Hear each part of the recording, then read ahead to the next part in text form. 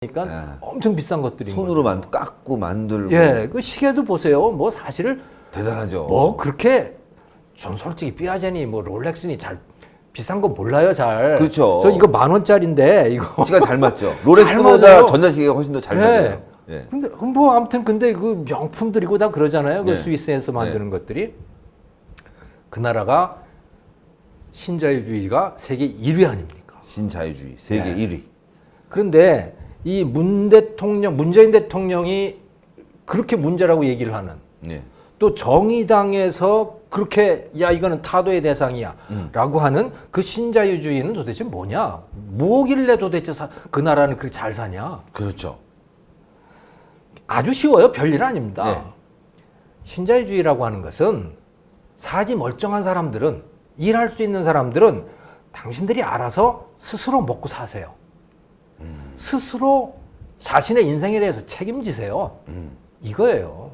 그럼 그 반대편은 뭐냐? 정의당이나 이런 데서 얘기하는 그 소위 사회 정의라는 건 뭐냐? 네. 국가에 기대서 먹자 이런 얘기죠. 아. 나라의 배급 받아 먹자 이런 얘기입니다. 한마디로 뭐 말해서. 복지 받고 예. 예, 있는 사람에게 뜯어오고 예. 그래서 함께 평등하게 살자. 국가가 책임을 지겠다 국민들을. 네. 이 얘기는 국민의 입장에서 보면 내 인생을 국가가 좀 책임 좀 져줘 라는 얘기는 국가의 노예가 된다는 얘기고요. 예.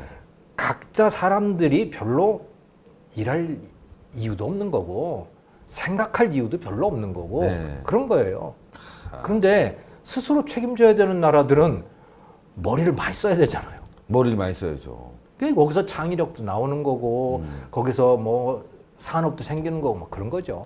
자, 일단 말이죠. 네. 홍콩 금융산업이 어마어마합니다. 예. 금융산업이 금융 뭐 어마어마하죠, 진짜. 금융산업도 그렇죠. 또 뭐 각종 서비스 산업들이 다 그렇고 그렇죠. 무역업이라든가 뭐 이런 것들이 뭐 굉장히 관광, 무역. 예.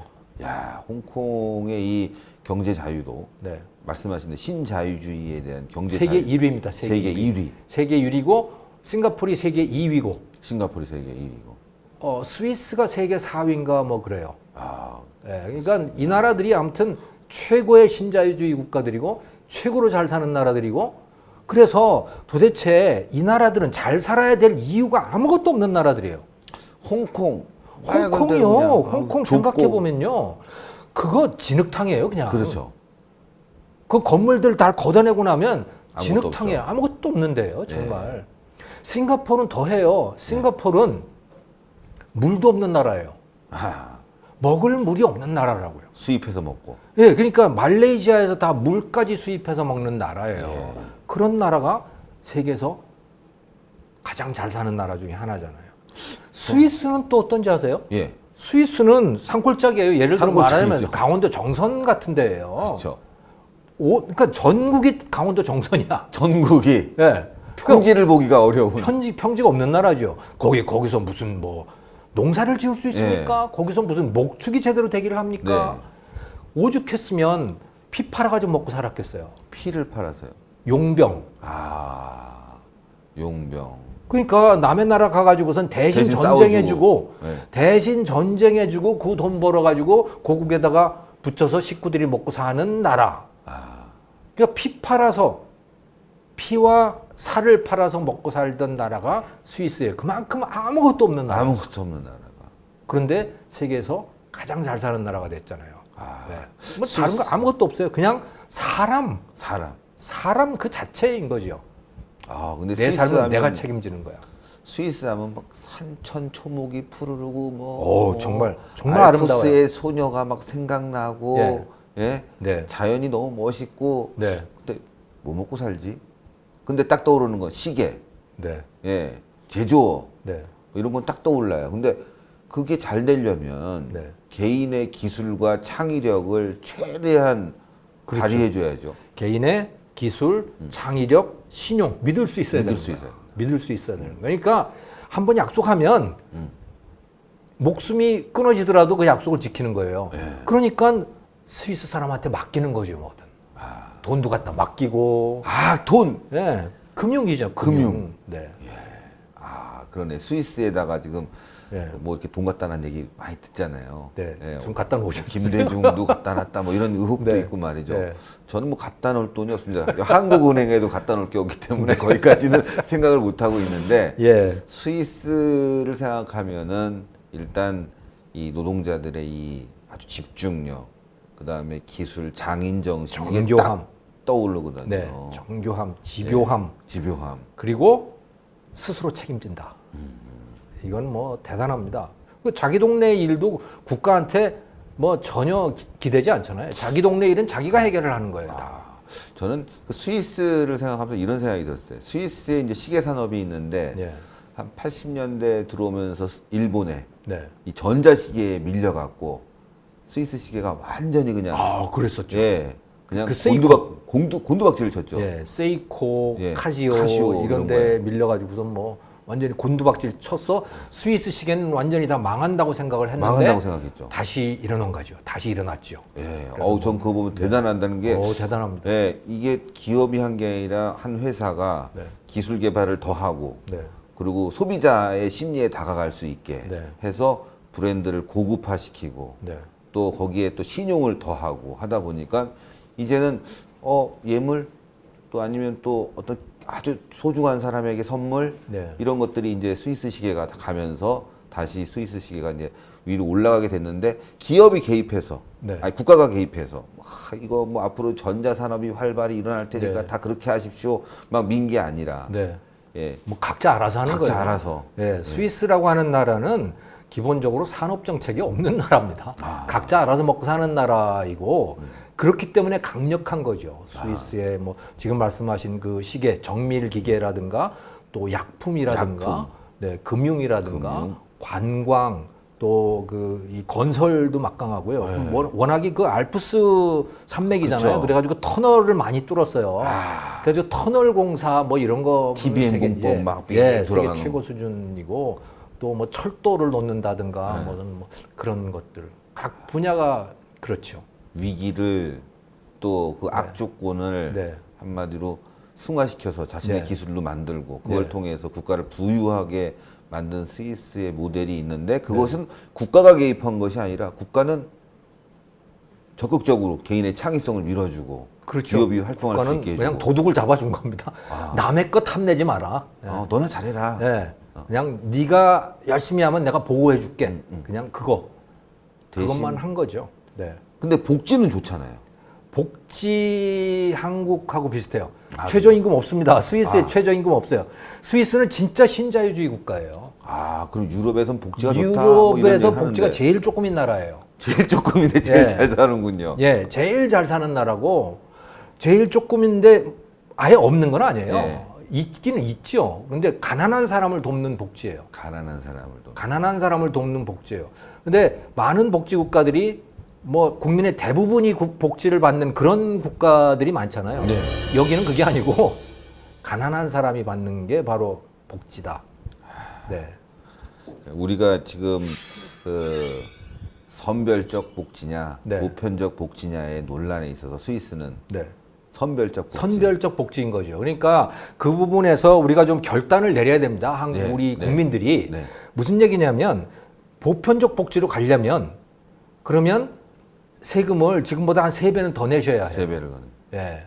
특히 소득세는 한 3배 정도 더 내요. 실제로 스웨덴이나 덴마크나 소위 보편적 복지를 하는 나라들은 우리보다 소득세를 한 3배 더 냅니다. 아하. 네. 국민들이 그러니까 아주 극빈층이 아니면 다 그 자기가 소득을 벌면 한 30%는 최소한 세금을 내야 돼요. 그러니까 우리식으로 따지면 어떤 수준이냐? 월 한 200만 원 번다. 예. 그러면 60만 원 세금 내실 각오하셔야 돼요. 그게 보편적 복지가 가능한 시스템입니다. 야, 60% 거의 30% 가깝게. 30% 그 스웨덴도 그렇고 덴마크도 그렇고 다 그래요. 그 정도 받으면 60만 원은 낸다고 보셔야 돼요. 60만 원 된다. 네, 최소한 극빈자만 빼놓고는 그렇다는 거죠. 와우. 그런데 그게 아니고 지금처럼 세금은 지금 정도만 냈으면 좋겠어라고 한다면 스위스 방식으로 해야 돼요. 스위스는 세금이 좀 낮나 보죠. 스위스는 세금이 낮아요. 그러니까 우리하고 비슷해요. 세금 수준이. 네네. 한국하고 세금 수준이 비슷하고 그런데 복지는 가난한 사람을 돕는 거예요. 중산층 보통 사람들은 복지 안 받는 거예요. 난 내가 벌어살 테니까 내가 내고 있는 것에 조금 어려운 사람 도와줘. 그렇죠. 네, 그거죠. 우리 애 학교 가는데 난 부자야. 내가 네. 먹이고 싶은 거 먹일 거야. 네. 가난한 애들 줘. 그런 시스템이죠. 네. 합리적인 거죠. 네. 그리고 잘 합리적인 사는 거고 그 책임 의식이 자기에 대한 책임 의식이 굉장히 강한 겁니다. 네. 그리고 그렇기 때문에요. 스위스란 나라는 오늘 스위스 얘기가 너무 긴 거 아니에요? 아니 스위스로 가고 싶습니다. 배우러. 그 스위스는 좀 얘기를 좀 할 만해요. 그러니까요. 스위스는 대통령이 7명이에요. 대통령이 7명이에요? 네, 대통령이 7명, 그러니까 대통령 위원회가 있어요. 대통령위원회. 대통령 위원회가 있어가지고, 예. 그러니까 장관이 7명인데, 예. 그 장관이 1년씩 돌아가면서 대통령을 해요.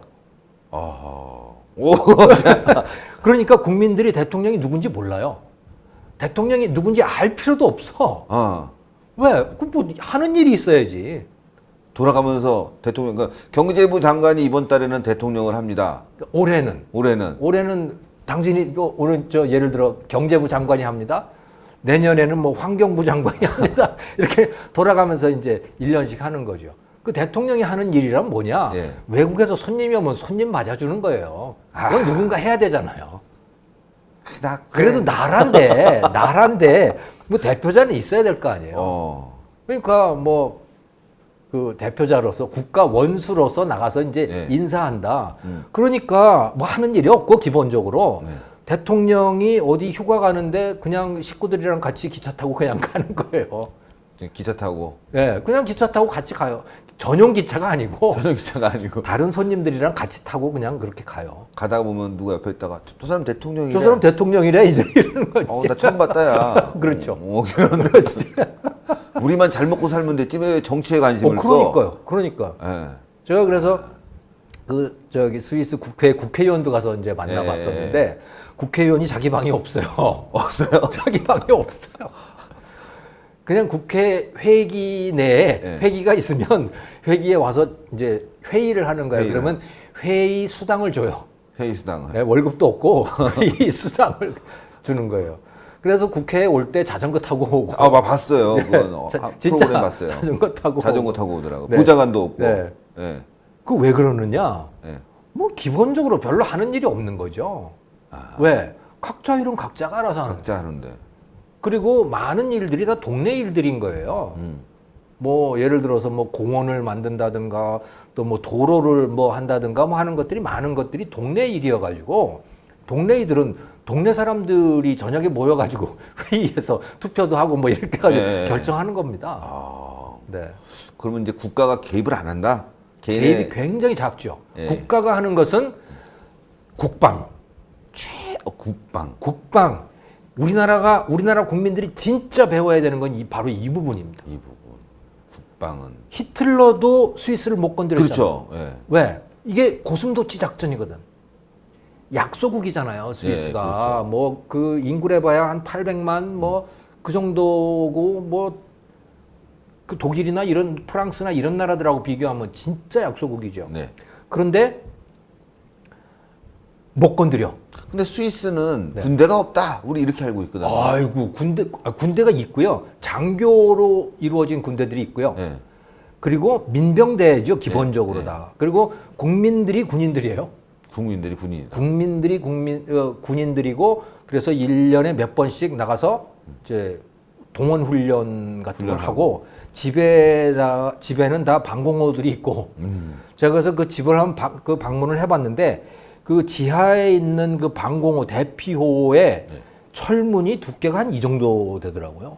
엄청난 두께의 철문이 이렇게 있더라고. 그러니까 가정을 침입한다는 게 어렵군요. 전쟁이. 그렇죠. 이제 무슨 일이 나면 그걸 잠궈놓고 거기 들어가서 이제 일이 끝날 때까지 뭐 피해 있든가 아니면 뭐 숨어 있든가 뭐 이제 이러는 거죠. 나름 준비하고. 예. 그래가지고 거기 이제 그 집을 구경하고 나오는데 그 아들이 20 몇 살짜리 아들이 있었는데 그 아들이 자기가 뭐 서울도 와봤었대요. 네. 서울 뭐 그래가지고 서울이 재밌다고 그러면서 뭐 그런 아들이 우리 가려고 나오는데 M16을 딱 들고 나오더라고요. 집에 있어. 보여주려고 우리 애가 국방을 하고 있다. 우리 집에 이런 거 있다 그러고 어. M16을 들고 나오더라고요. 그러니까 세계에서 그 인구수로 따졌을 때 가장 총이 많은 나라 중에 하나랍니다. 스위스가. 전 국민이 전 국민이 총을 갖고 있는 군인이고. 거예요. 예. 그리고 또 전략이 뭐냐면 고슴도치 작전이에요. 예. 너희들이 여기를 들어온다, 우리나라 스위스를 침공한다, 그러면 우리 자폭이야. 자폭이. 자폭. 그러니까 자폭 테러를 한다는 얘기죠. 그래가지고 뭐 터널 다 파괴하고 도로, 교량, 여기 알프스 산맥이잖아요. 예. 여기가. 그러니까 교량이나 뭐 이 터널 같은 것들이 많아요. 그것들을 그냥 다 폭파시킨다는 거. 다니질 못하게. 예, 다니지를 못하고 그리고 먹을 것도 없어. 여기 와봐야. 여기 와봐야 먹을 것도 없으니까 탐내지 마라. 어쨌든 우리는 건드리면 니네들이 손해야. 우리도 죽지만 너희들도 손해야. 라고 하는 그런. 우린 또 침략도 안 할 거야. 예. 우린 중립국이야. 중립국이야. 예. 그런 거죠. 근데 중립이 뭐 말로 한다고 됩니까? 네, 그게? 그렇죠. 힘이 있어야죠. 예, 힘이 있어야 되죠. 그러니까 남들이 못 건드리도록 해야 되는 거예요.